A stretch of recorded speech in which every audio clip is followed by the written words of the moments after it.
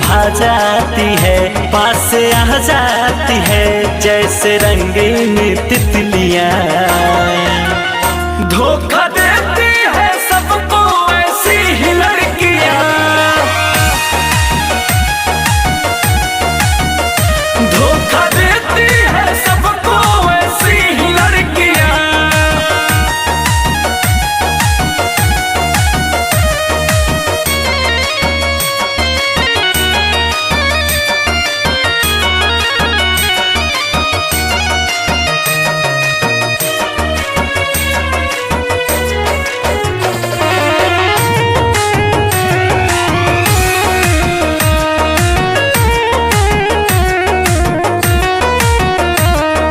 हद से भी हसीन है जो इनकी ये अदा, सोचे न समझे दिल ये इन पे हो जाए फिदा।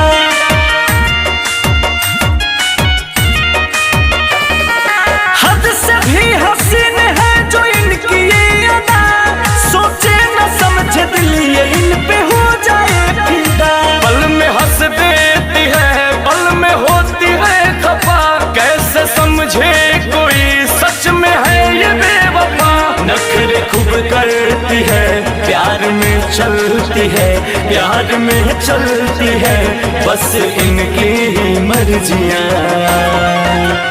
धोखा देती है सबको ऐसी ही लड़कियां, धोखा देती है सबको ऐसी ही लड़कियां।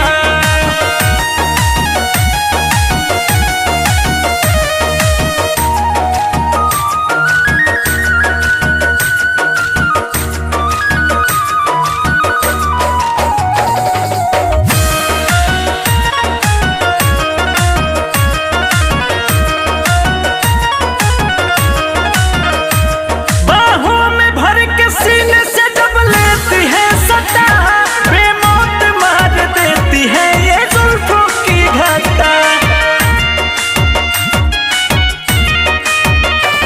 बाहों में भर के सीने से जब लेती है सटा, बेमौत मार देती है ये जुल्फों की घटा। बाद में करती है इश्क में हर खता, अश्क थमता नहीं जब ये होती है जुदा।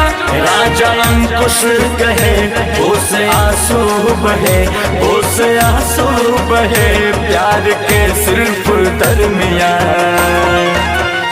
धोखा